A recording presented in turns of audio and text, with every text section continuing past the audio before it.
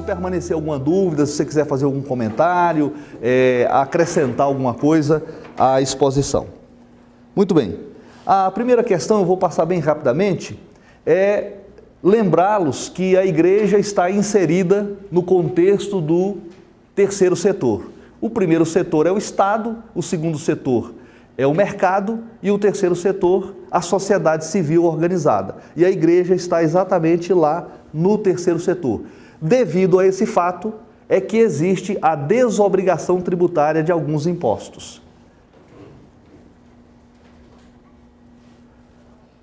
Bom, mostrando apenas para vocês aquele organograma ali, é que o Estado não consegue suprir todos os direitos sociais assegurados na lei maior. O Estado é laico, a sua laicidade está no artigo 19, inciso 1 da Constituição Federal, e o terceiro setor, sem finalidade lucrativa, de uma maneira híbrida, trabalha algumas ações que do Estado deveriam sair, mas que o Estado não consegue gerir ou não consegue dar sequência a tudo. O terceiro setor acaba se transformando como um parceiro não lucrativo, subsidiado e complementar ao Estado. E como que o Estado atua nas entidades do terceiro setor? Através da desobrigação tributária, através da doação ou convênio ou instrumentos conveniais de repasse de recurso para que as entidades possam sobreviver. Bom, aqui lembrando também, em 2002 nós tivemos a polêmica do Código Civil, que o Código Civil, no artigo 44 dele, esqueceu das organizações religiosas. E, na verdade, criou-se aquela polêmica. Será que igreja é associação, já que ela não vai ser uma fundação, não vai ser um partido político e não é uma sociedade? Mas, no mesmo ano, em 2002, houve aquela discussão e foi acrescentado por uma lei complementar ao Código Civil a expressão organizações religiosas. Então, portanto, hoje, com o Código Civil, igrejas são organizações religiosas. É uma figura de direito privado interno. Então, não somos associação, não somos fundação, somos o quê? Uma organização religiosa que trabalha em que área? Qual é o escopo de atuação da igreja? É, obviamente, o campo religioso. São as atividades, são as ações religiosas. Então, isso foi uma conquista importante, chegar a esse conceito de que igreja é uma organização religiosa apartada de qualquer outro tipo de entidade de direito privado interno. Bom, e aí vamos entrar na Constituição e ver o que a Constituição fala sobre a questão das desobrigações tributárias inerentes à igreja. No artigo 150, o inciso 6 e a linha B, diz o seguinte, que é vedado à União, aos Estados, ao Distrito Federal e aos municípios instituir imposto sobre templos de qualquer culto. Aí ficou muito impreciso o que a Constituição falou. Templo de qualquer culto. O que é templo e o que é culto? O parágrafo 4º desse mesmo artigo diz o seguinte, que as vedações dessa linha B, elas compreendem o patrimônio, a renda e o serviço. E está relacionado às finalidades essenciais das instituições. Então, o que é patrimônio, o que é renda, o que é serviço e o que é finalidade essencial de uma organização religiosa no contexto da nossa sociedade brasileira. Foi muito vago a Constituição. E um detalhe é que nós não temos nenhuma legislação infraconstitucional que diga para nós o que é isso.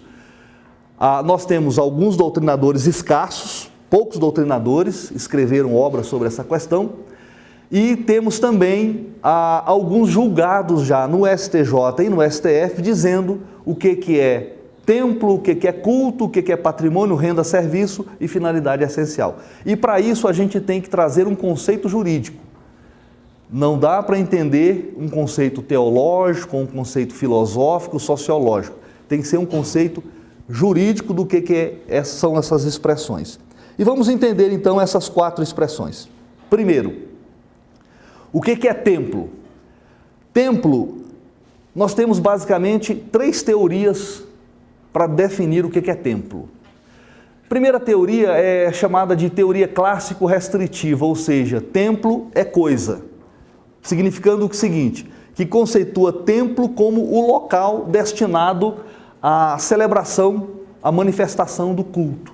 Ou seja, então, é um conceito muito pobre, restritivo apenas à parte física da estrutura da organização religiosa. Uma segunda teoria é a chamada teoria clássico-liberal, o templo como atividade, ou seja, ela extrapola um pouquinho o ambiente físico e vai dizer que templo significa o seguinte, é aquilo que direto ou indiretamente viabiliza o culto. Então já não é só o espaço físico, mas é o conjunto de ações, de pessoas e de recursos que são utilizados, né, para a realização do culto religioso. Seria uma síntese das 2 teorias. Mas vem uma terceira teoria, que na verdade é uma teoria chamada moderna ou templo-entidade, que ela se concatena com o que diz o Código Civil, organização religiosa, que é o seguinte, conceitua templo como uma entidade na acepção de instituição, organização ou associação mantenedora do templo religioso, encaradas independentemente das coisas e pessoas objetivamente consideradas. É uma teoria mais moderna e que, de fato, ela tem sido utilizada nos julgados que existem, são poucos, no STF e no STJ, com respeito a organizações religiosas.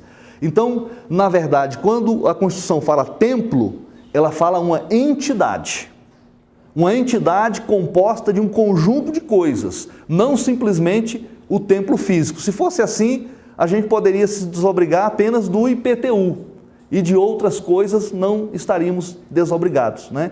Mas a teoria é a mais adequada, pois extrapola o conceito meramente físico para aduzir um referencial jurídico bem abrangente, tá? Agora, evidentemente que o negócio da organização religiosa é religião, é crença, é fé. Quando se pensa no contexto de uma organização religiosa que tem uma rádio, a rádio está fora desse conceito. Quando se pensa numa entidade que tem uma assistência social, está fora dessa história de organização religiosa. Quando se pensa em saúde, quando se pensa em educação, são outros tipos de instituições e de práticas e de situações que não organização religiosa, tá? Quando a gente vai falar organização religiosa, vai entrar a casa pastoral, vai entrar os bens, os veículos que a instituição possui, todas as suas práticas operacionais finalísticas dentro do contexto ligado à sua finalidade, ou seja, promover a manifestação do culto, a manifestação religiosa, a manifestação de pessoas e sua crença. Então, essa é a teoria do que é templo. Templo é uma organização religiosa, é uma entidade, não apenas o templo físico. E culto. O Sabag, que é um doutrinador, ele diz o seguinte: culto é a manifestação religiosa cuja liturgia adstringe-se a valores consonantes com o arcabouço valorativo que se estipula, programática, teleologicamente, no texto constitucional. Bom, a linguagem dele é meio complicada. Mas, enfim, na verdade, aqui eu tiro o seguinte, na definição dele, culto é a manifestação religiosa expressa numa liturgia. Isso seria, na definição desse doutrinador, culto, né? Ele ainda comenta o seguinte, que, portanto, não se protegem, a Constituição não está abarcando seitas com inspirações demoníacas, satânicas, que incitem a violência, o racismo, o sacrifício humano, o fanatismo devaneador ou visionário. Inclusive, num julgado do STF, quando as lojas maçônicas pediram a desobrigação tributária do IPTU, recente agora, em 2011, o relator era o ministro Lewandowski, ele disse o seguinte, que loja maçônica não é organização religiosa e negou a desobrigação tributária para elas, nesse caso específico concreto do IPTU. Então, a organização religiosa, ela tem que tratar de religião, de crença e de fé. É isso que está na Constituição. Qualquer desvio disso, na verdade, ou vamos concorrer com o mercado, ou vamos concorrer com as outras instituições do terceiro setor. Mas o métier ou o campo de ação é basicamente esse, e isso que a Constituição vai proteger, isso que a Constituição vai desobrigar, tá? Mas a gente vai ainda tratar desse assunto mais à frente aí. Bom, então só esse gráfico aqui para a gente concluir. Templo de qualquer culto é a entidade, não é a questão física. Organização religiosa é qualquer entidade cuja finalidade seja religião e fé. O que é patrimônio? Patrimônio lá é o conjunto de bens, direitos e obrigações. E o que é renda? São todas as fontes, origens e receitas. E o que é serviço? Todas as atividades desenvolvidas. E por fim, as chamadas finalidades essenciais são as atividades operacionais voltadas para a religião e para a fé, né? Por exemplo, se uma igreja, no seu contexto de atividade operacional, cria uma escola de música, muito provavelmente esta escola de música está no campo religioso. Por quê? Porque o culto é uma manifestação cujo louvor e a música está inserida nesse contexto. Ela não precisaria ter um CNPJ distinto, criar uma associação, uma ONG ou uma OCIP ou qualquer outra coisa. Ela pode, mas está abarcado na definição do que seja as atividades essenciais, né, e operacionais voltadas para a fé e para a religião. Então, definido o templo, definido o culto, as atividades essenciais, patrimônio, renda e serviços, vamos então para as duas questões básicas, imunidade e isenção. Qual é a diferença? Bom, a imunidade, ela é uma vedação constitucional. O Constituinte disse que o Estado não pode, ele é vedado, ele não pode instituir tributos. Tributo é um gênero do qual o imposto é uma espécie. Nós temos 4 espécies de tributos: os impostos, as taxas, as contribuições de melhoria e as contribuições parafiscais. O imposto que está sendo desonerado pela Constituição é uma imunidade tributária, porque é constitucional. O Estado não pode, mesmo que ocorra o fato gerador, ele não pode tributar. Isso é imunidade, é constitucional. A isenção, ela é infraconstitucional, ou seja, o fato gerador ocorreu, mas o ente tributante resolveu não tributá-lo. Por exemplo, aqui no Distrito Federal, a TLP, todas as organizações religiosas estão isentas dela, da taxa de limpeza pública, mesmo que a igreja esteja estabelecida num local alugado, seja comercial ou seja residencial. É só ela apresentar a documentação, a TLP ela é isenta, ou seja, não é constitucional, mas é uma legislação, uma lei, um decreto do Executivo que isenta a organização religiosa, no caso específico aqui do Distrito Federal, para trazer didaticamente a diferença entre imunidade e isenção. Bom, aí é que vem, quando se trata de definir o que a igreja pode, qual é o direito da igreja e o que os fiscos, seja ele federal ou distrital ou estadual e municipal, reconhece, há uma divergência. Então, foi-se para os doutrinadores, para a doutrina, para a jurisprudência, para os julgados, mesmo que não formem jurisprudência, mas são julgados isolados que dão uma ideia. E essas interpretações, elas muitas vezes são generosas, abrangentes, outras vezes são restritivas. De fato, hoje não está muito bem definido. Uma digamos assim, do imposto mais, tem até uma súmula do STF, é o IPTU, né? Mas os outros tributos ainda causa, digamos, uma questão um pouco nebulosa, não há uma definição. Primeiro porque quando o cara lê lá templo, ele vai entender, é o físico, é só a casa, né? E aí ele já remete ao imposto sobre o patrimônio, que é o IPTU, né? Os impostos indiretos, realmente não há uma definição muito clara. Há alguns julgados, né? Não específico para a organização religiosa, porque não chegou ainda nem no STJ nem no STF. No TJDFT tem alguns julgados já, mas muito voltado, basicamente 99% para IPTU. Para outros impostos, as igrejas vão pagando, não têm consciência de que realmente existe uma desobrigação e que, na minha visão, a Constituição por si só basta. Ela disse que a organização religiosa, ela está desobrigada de impostos. Quais são eles? Todos. Todos os impostos. Sejam eles no nível federal, estadual, distrital ou municipal. Todos.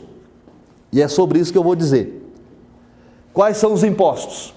A igreja está desobrigada de pagar, de se onerar desses 5 impostos federais. O imposto de importação, o imposto sobre a renda, o IOF, o IPI e o ITR. Constitucionalmente é claro, ela está desobrigada, ela não tem que se onerar desses impostos federais. Dos impostos estaduais / distritais, a mesma coisa, idem, o ICMS, o IPVA e o ITCD. Ela não tem que pagar, entendeu? O ICMS é um dos mais complicados. O ICMS realmente e o IPI federal, porque hoje a carga tributária brasileira, como diferente de outros países, onde a renda e o patrimônio é mais tributado, no Brasil tributa-se o consumo. E o consumo significa ICMS e IPI, é o que é fabricado e o que é revendido. Então, há uma complicação, os fiscos não aceitam isso e a gente precisa enfrentar, obviamente, isso em julgados. Vamos ter que trabalhar julgados em casos concretos, né, para tentar formar uma ideia e, ao mesmo tempo, também começar a discutir a necessidade, como eu vou colocar nas conclusões finais, de ter uma legislação que diga basicamente o que a gente chegou aqui, sobre a questão da organização religiosa, do seu patrimônio, serviço, renda e as suas finalidades essenciais. Para que aí, sim, fique bem claro. Bom, esses são os estaduais e os municipais / distritais, porque o DF ele é estado e é município, então ele tem os impostos estaduais e os impostos municipais. O ISS também, o IPTU e o ITBI. Tá? Olha, você adquiriu, eu vou dar um exemplo aqui que vai responder a sua pergunta. Você vai adquirir uma Kombi, é o exemplo que eu vou dar aqui, tá? Você vai ter que tirar o IPI e o ICMS. Só que a concessionária de veículo, ela não vai fazer isso. Entendeu? O fisco distrital aqui não vai aceitar. Então, o que se tem que fazer? Tem que se inaugurar uma lide. Tem que se entrar com uma ação, digamos, em primeiro lugar, administrativa junto ao GDF, né, ao fisco distrital, e posteriormente, nessa negativa administrativa, instaurar a lide. Mas isso, na minha visão, é uma coisa que é inconcebível, porque a Constituição é clara. Entendeu? Mas eu vou mais à frente tentar responder essa pergunta tua.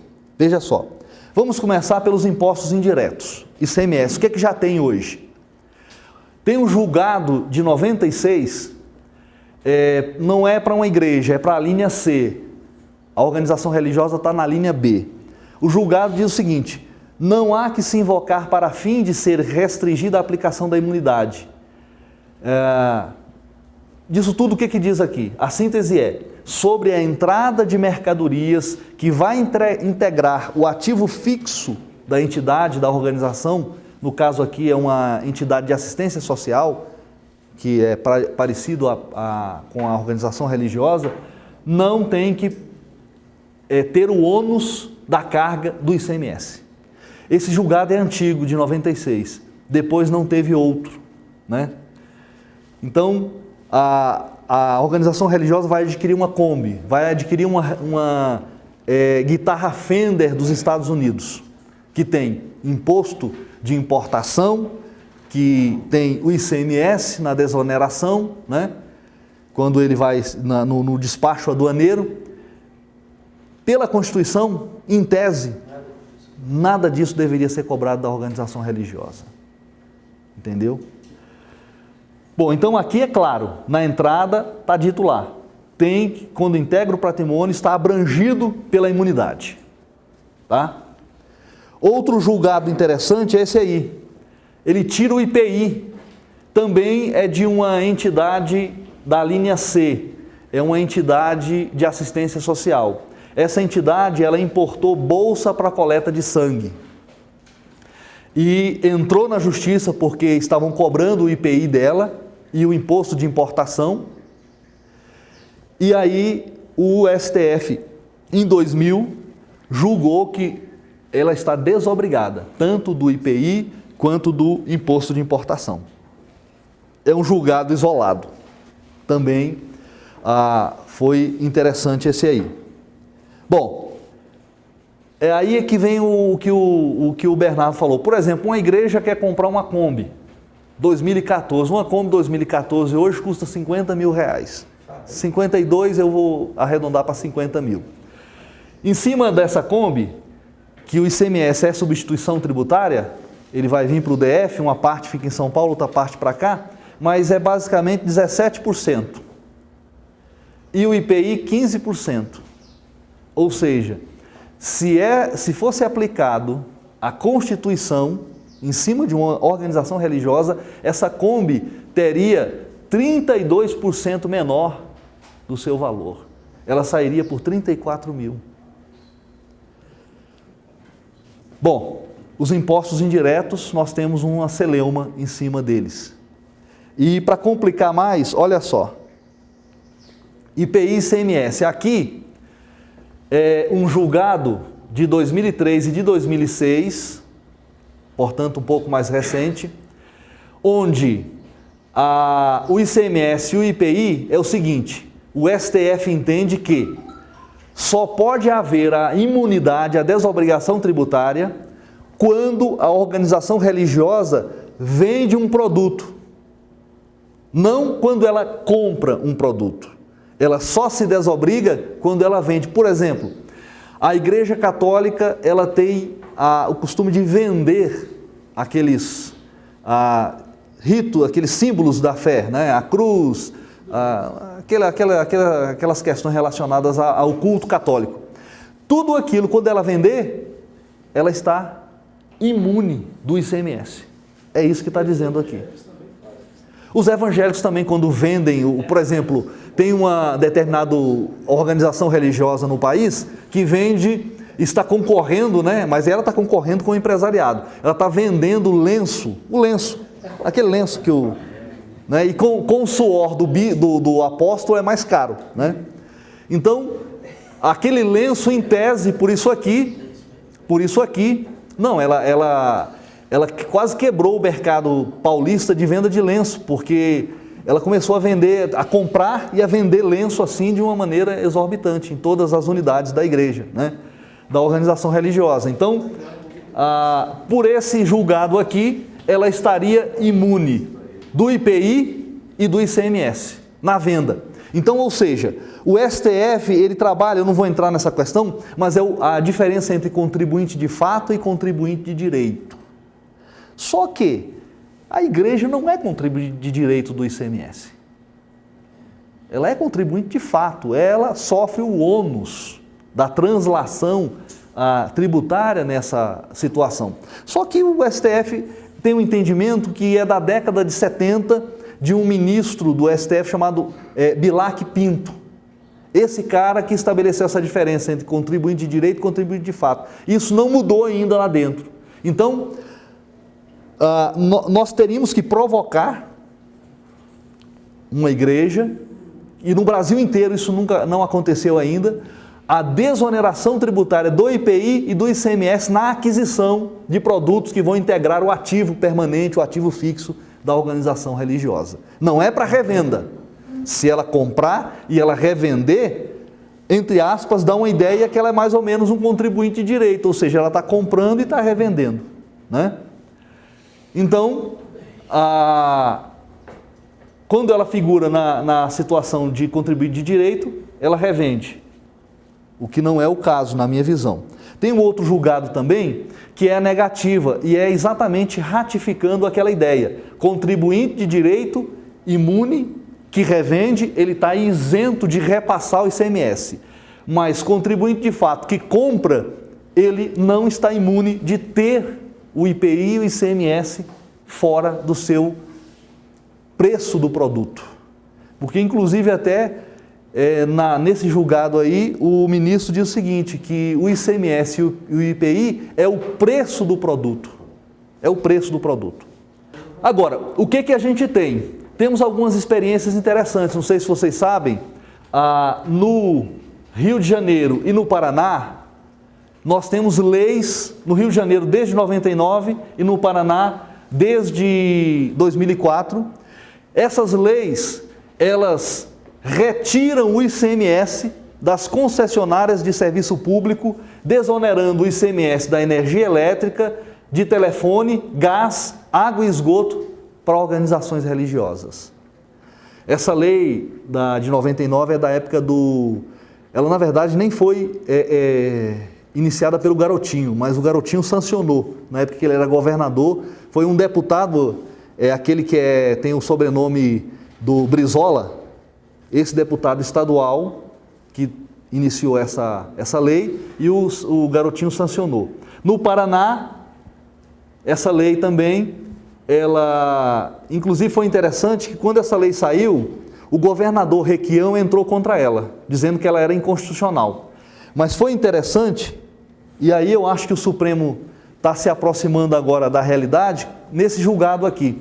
Quando ele julgou essa ADI 3421 daquela lei que deu a imunidade do ICMS para serviço de concessionária pública, energia elétrica, telefone, água e esgoto e gás, entraram com essa ADI. E o Supremo disse, a ADI é constitucional. Ela está certa. Entendeu? Porque ele alegou uma questão da guerra fiscal, que não tem nada a ver, guerra fiscal entre igrejas. No Brasil não existe isso, né? Então, o Supremo diz que a lei é constitucional. E olha só o impacto dessa lei, imagina só. Eu fiz aqui uma projeção, energia elétrica. A energia elétrica tem 3 alíquotas, 12, 17 e 25. Uma igreja vai ser 25, porque acima de 500 kW é 25%. Ela vai pagar R$ 25,00 por mês, ao ano R$ 300,00. A telefonia também é 25. Pasme, os senhores que usam muito telefone, é 25% de ICMS. Tá? É R$ 50,00 aqui no nosso exemplo, R$ 600,00 ao ano. Água e esgoto ainda não tem ICMS nem ISS, mas se está lutando para tributar o ICMS sobre água e esgoto, sobre a sua conta de água e esgoto. Gás, a gente não tem aqui gás encanado em Brasília, mas no Rio, São Paulo, isso é muito comum, também é 25%. Tá? Então, ou seja, a organização religiosa, ela vai ter uma receita adicional de R$ 1.200, numa hipótese pequena de uma energia elétrica de R$ 100. Então, hoje, Rio de Janeiro, Paraná, e tem um projeto em Goiás, mas não andou ainda, que esse projeto faz a mesma coisa. Aqui no Distrito Federal, a gente precisa encontrar algum parceiro na Câmara Legislativa que possa, talvez como a organização como a Ormiban, como a CBN, porque eu acho justo.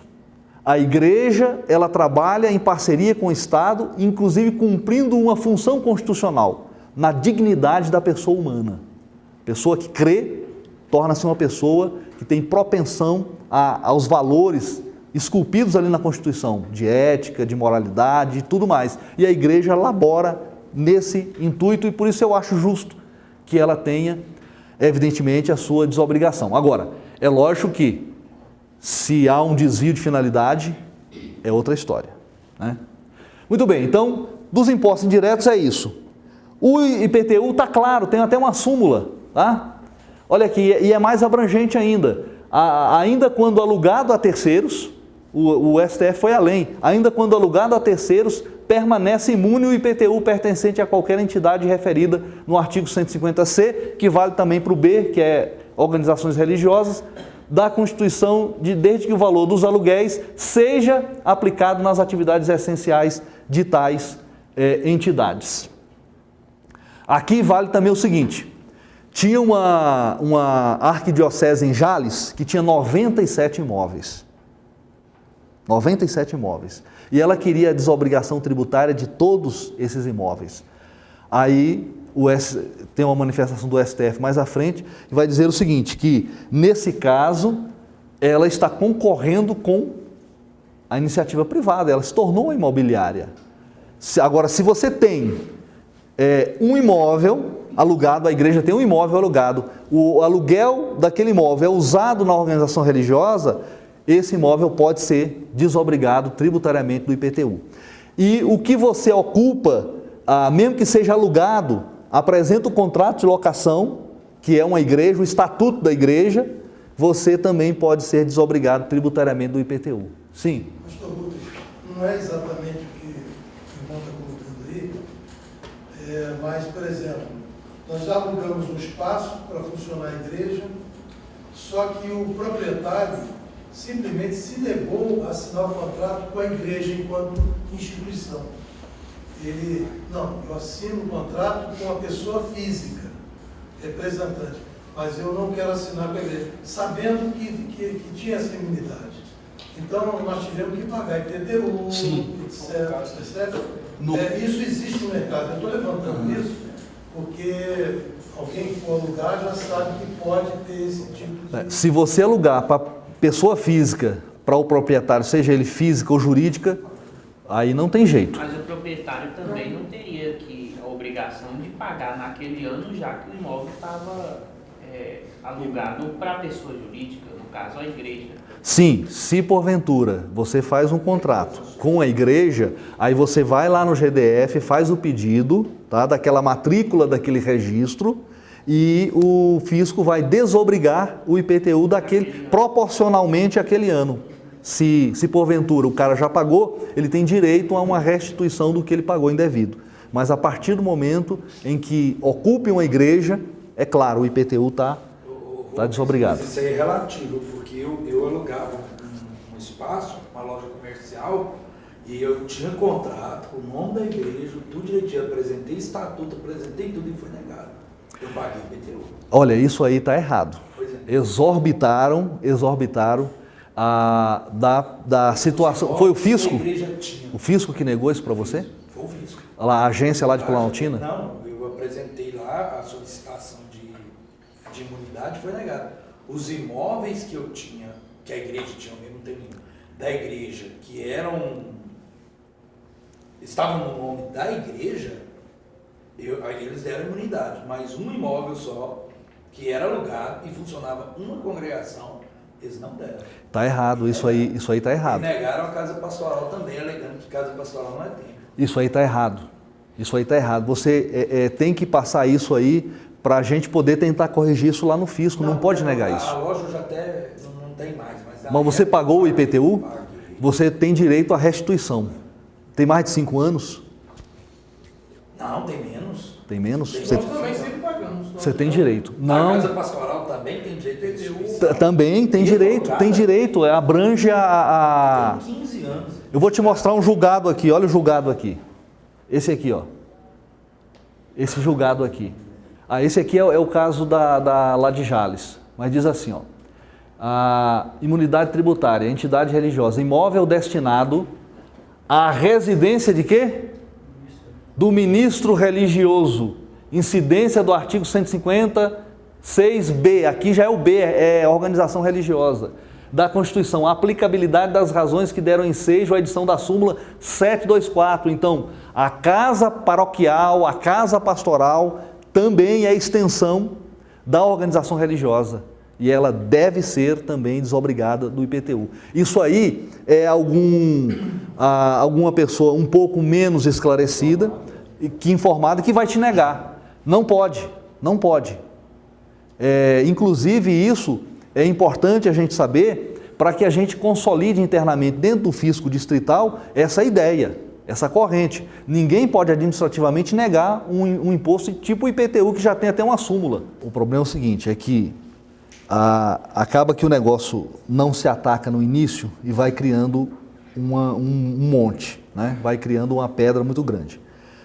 Se já o oficial foi lá, é porque já está ajuizada a dívida ativa judicialmente. Exatamente. Então, e nesse caso, você não tem que pagar. Você vai ter que entrar na justiça, só que aí tem o detalhe. A ação tributária é diferente da ação civil, da ação penal, né? No caso, para você entrar com a ação, você tem que pagar, entendeu? Para depois você receber. Esse aqui é o problema, mas você recebe sim. Porque não, isso é claro, tem uma súmula 724 do STF. Agora, gente, não pode deixar a coisa se avolumar, anos e anos, não. Se você ataca imediatamente, administrativamente, olha, está aqui, me negaram, isso é ilegal, isso é inconstitucional, não pode. Fisco nenhum pode negar isso, governo nenhum, Estado nenhum pode negar. Está na Constituição, então...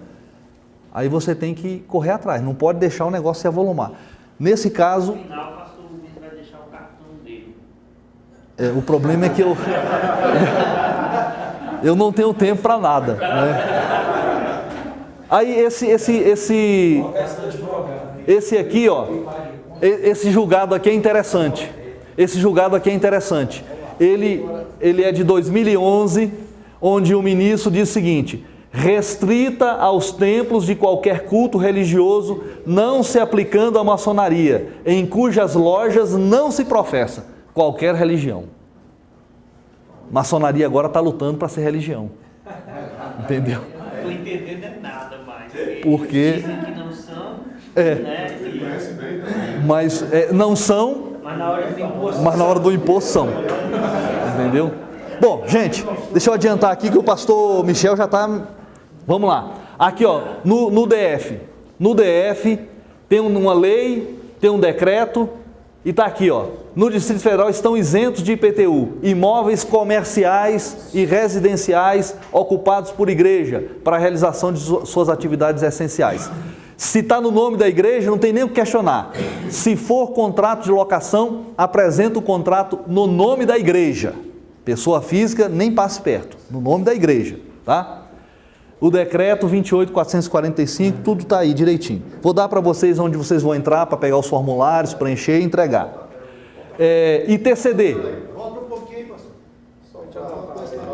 Não, isso aqui eu vou deixar esse arquivo com o pastor Michel, ele vai passar por e-mail para todos vocês, tá? Isso aqui é de domínio público.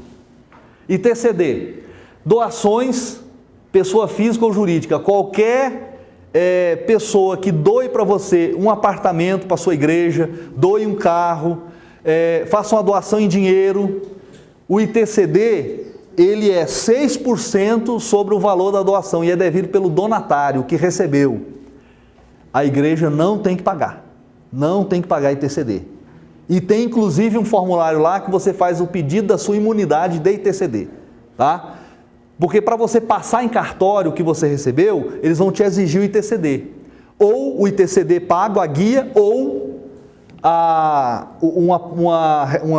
um documento do fisco distrital dizendo que você é imune. Se tiver isso, passou. E o ITBI? Vou falar nele agora. ITCD está isento, está imune. Tá? Isso aqui é inclusive uma palavra interessante do Bill Clinton, presidente dos Estados Unidos, sobre doações. Ele dizia: como a maioria dos americanos de minha geração, meu primeiro contato com a doação aconteceu na igreja, onde aprendíamos a dar o dízimo. Então, o Bill Clinton aprendeu desde criança a dar o dízimo na igreja dele. Durante os anos em que fui governador, tentei reservar 10% da minha renda para doações. Para a minha igreja, para a universidade em que estudei, para projetos locais, como abrigo para mulheres e crianças da região que haviam sofrido maus tratos. Então, doação hoje é algo que a igreja precisa incrementar esta fonte de renda. Sejam doações de pessoas jurídicas, de pessoas físicas, sejam doações do governo, através de convênios, tá? É uma forma de dar um incremento à receita da instituição, da organização religiosa. E ela não tem que pagar o ITCD. ITBI, também não. Não incide ITBI sobre aquisição de prédio destinado ao templo ou outros imóveis destinados à atividade essencial da igreja. Não tem que pagar o ITBI. O cartório vai te exigir, você preenche o formulário, vai lá, entrega no fisco aqui em qualquer agência do fisco distrital. Isso vai lá para a sede, para o setor bancário norte, vai ser examinado e vai ser expedido chama-se uma resolução lá do fisco, um documento, onde vai dizer que você é imune, você não precisa pagar o ITBI. E aí você apresenta o cartório e o cartório faz a escritura sem problema. É o decreto 27.576 de 2006. Isso se aplica às ONGs também? ONGs, aí elas estão no inciso C. O inciso C é de partidos políticos, sindicato, assistência social e educação. Estes aí, inclusive, olha só, na doutrina, esse chama-se de imunidade não autoaplicável. Esse tem que provar. A igreja é autoaplicável. A doutrina toda diz, a linha B é autoaplicável. A C não, a C tem que provar. Aí você tem que ir lá provar, junto ao estatuto, não distribui renda, não tem lucro, uma série de coisas que eu vou até mostrar mais à frente. IPVA, não incide IPVA sobre a aquisição de veículo automotor, integrante do patrimônio e utilizado nas finalidades essenciais da organização religiosa. Não tem que pagar os 3% de IPVA. Tá certo? Preenche, pede, prova, coloca o estatuto, eu vou dizer qual é a documentação e você está imune à questão do IPVA. ISS, não existe ISS sobre serviços religiosos, batismo, casamento, ato fúnebre, conversão, o que for. Tá certo? A Universal deve estar cobrando. A Igreja Católica cobra. Sobre casamento, sobre batismo, ato fúnebre, tudo. Não existe o ISS inserido no preço do serviço. Ele tem que ser retirado. É imune.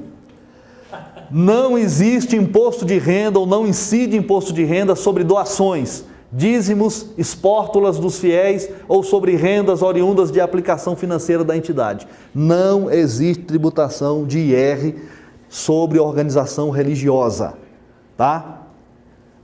É claro hoje, ela está imune de todos esses impostos. Aí, uma isenção. Aqui no Distrito Federal, a TLP, ela está, por esse decreto aqui, um decreto de 94, ela está isenta para todas as entidades religiosas, seja próprio ou alugado. Seja um imóvel próprio ou alugado, não se paga a TLP. Você também tem que preencher o formulário, entregar lá e pedir a sua, no caso, isenção da TLP. Porque aí TLP não é imposto, aí não é imunidade, é isenção. Então você faz o pedido da isenção. É taxa, é uma taxa, né?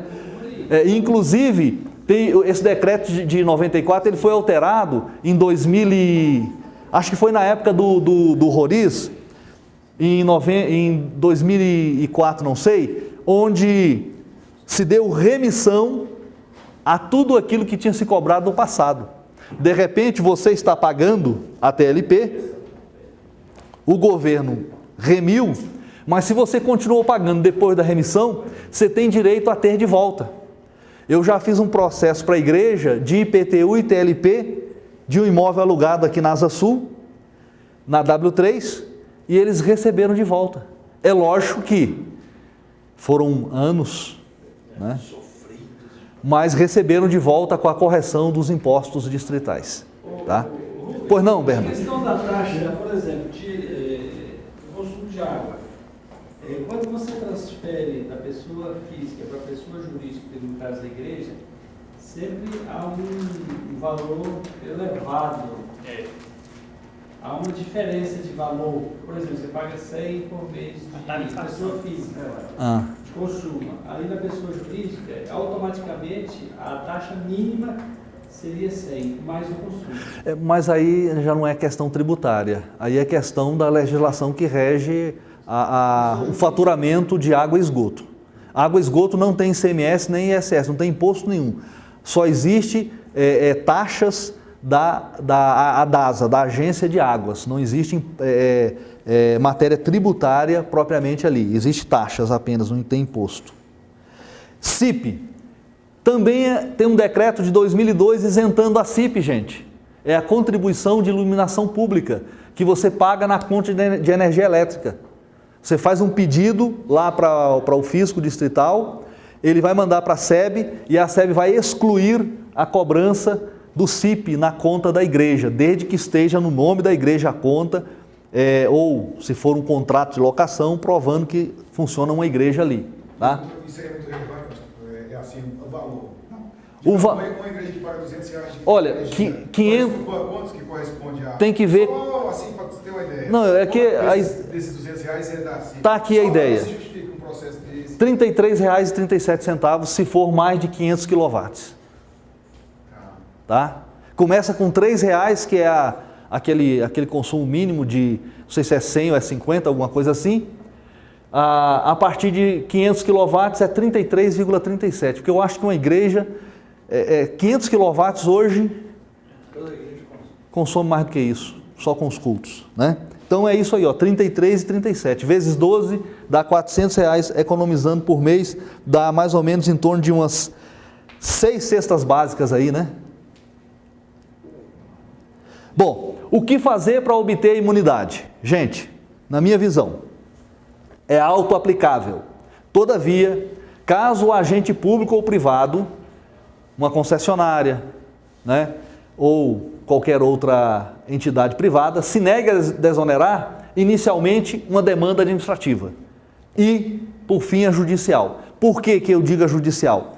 Tem que empurrar julgamentos desse para o STJ, para o STF, para o TJDFT, para que se consolide, porque hoje não está consolidado no Brasil a questão da imunidade para organizações religiosas. Aqui no DF, o que você tem que fazer? Você vai entrar nesse site aqui, ó, nesse site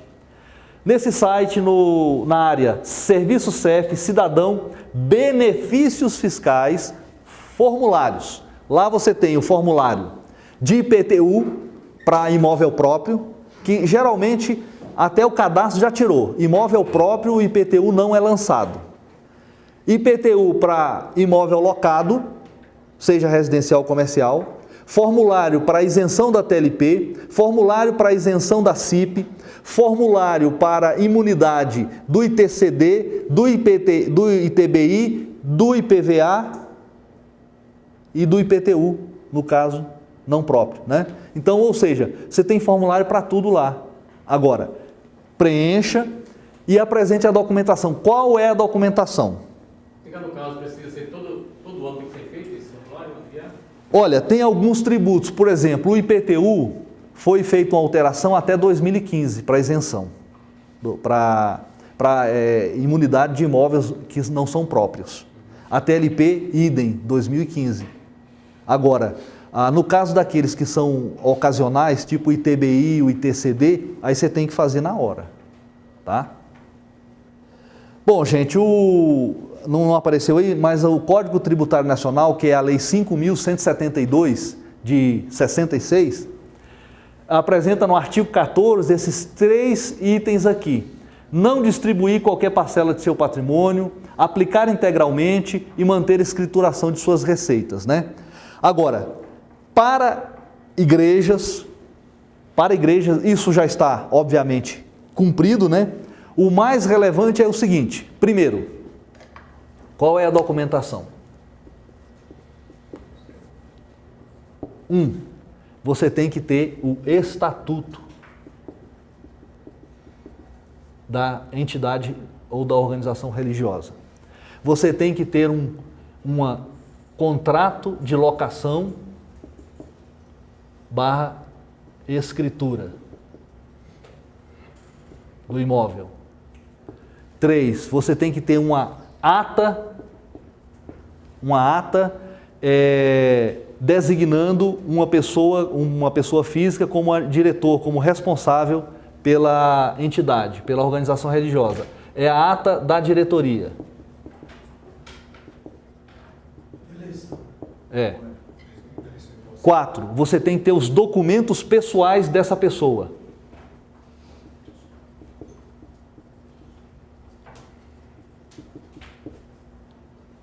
5º, e o mais importante, esse aqui, ó. INSS. Não, esse está aqui, ó. A Bíblia em mãos. Certidão negativa do INSS. Você tem que ter isso, senão não vai para frente. Essa documentação é a mais relevante. O INSS, tá? Bom, e basicamente é isso. O que está fora? INSS sobre folha de pagamento não é imune, tá? Imposto de renda sobre empregados também não é imune. E imposto de renda sobre a prebenda do pastor, o salário que você recebe, não se paga INSS sobre ele, tá? Do ponto de vista da empresa, da igreja. Mas tem que cobrar um imposto de renda. A pessoa física, porque ele é um contribuinte individual, é 20%. O FGTS, também de empregado da entidade religiosa, tem que ter. Não há incidência do ISS sobre a prebenda pastoral, viu? Essa lei, esse artigo ali, o artigo 22, parágrafo 13º, diz que não é considerado remuneração o que o pastor recebe, o ministro religioso recebe. Então, não se tem os 20% da empresa, tem apenas a contribuição individual dele, que é, na verdade, a empresa, a igreja que paga. Eu não vou entrar nessa questão aí, sobre se o pastor é empregado ou não da igreja, isso é uma outra discussão que não está dentro. Se a igreja recolher, então ela não paga os 20% do empregador. Não paga, do empregador não. Não entendi, não. Você podia explicar melhor isso aqui? Porque é o seguinte, quando você é um empregado da igreja, você tem que pagar, a igreja vai pagar 12% como contribuição patronal dela e você vai pagar 8%. Tá? No caso do ministro, do pastor, a igreja não paga nada. Não paga nada. Só o pastor. E esse não é 8%, é 20%. Ela tirou de um lado e cobrou do outro. Né? Tá certo? Coitado do pastor. Gente, É obrigado a fazer a isenção de igreja? ela tem que provocar, ela tem que pedir, entendeu? Tem que pedir. Tá? Meu contador falou que agora é obrigado a fazer a isenção. Sim, não, obrigado a ter a imunidade e a isenção de determinadas taxas e contribuições. Tá? Entendeu? Gente, eu vou... Já vem no RPA, já vem esse. Já vem. Gente, eu vou encerrar, porque já passou meu tempo, pastor. E eu queria só dar, basicamente, fechando uma análise crítica desse processo. Primeiro, a proliferação de organizações religiosas de forma indiscriminada mascara a licitude da desobrigação tributária. Quando você pega algumas entidades que têm rádio, que têm escola, que têm uma frota de veículo, que tem um conjunto muito grande de livrarias, um conjunto grande de bens, como é que você vai conseguir dissociar a organização religiosa desse aparato? Então, realmente isso é problemático. A imunidade religiosa é um princípio que escora a liberdade de crença, que é constitucional, que está lá no inciso 1º do artigo 19 da Lei Maior. O trâmite de processos legislativos labora na ideia de acabar com a imunidade ou torná-la controlada e não autoaplicável como é hoje. Tem uma PEC que está circulando até hoje para poder acabar com o artigo 150, tirar a linha B, os templos dali. E, por fim, tão somente a lei maior basta para a obtenção da imunidade de impostos. Isso é claro, é uma questão clara. O problema é que as igrejas não pedem, o fisco, às vezes, quando pede timidamente, ele nega, mas está lá, claro, que é desobrigado tributariamente. E aí, uma sugestão, uma legislação infraconstitucional definindo a organização religiosa. Eu não sei se isso seria bom ou se isso seria ruim, né? Mas fica tudo na doutrina e nos julgados. Os julgados não chegam, a doutrina é esparsa, é escassa, e aí não se sabe muito bem como se proceder. Talvez, não sei, uma proposta de pensar para frente uma legislação infraconstitucional de cunho nacional e que vá tratar das organizações religiosas. A aplicação imediata da imunidade sobre impostos indiretos. Isso aqui, para mim, é uma grande injustiça. A igreja ter que adquirir produtos pagando IPI, pagando ICMS, sendo que ela está desobrigada. Tá? Bom, gente, é isso. Basicamente, meu operador, isso aqui é tecnologia. Muito obrigado, gente.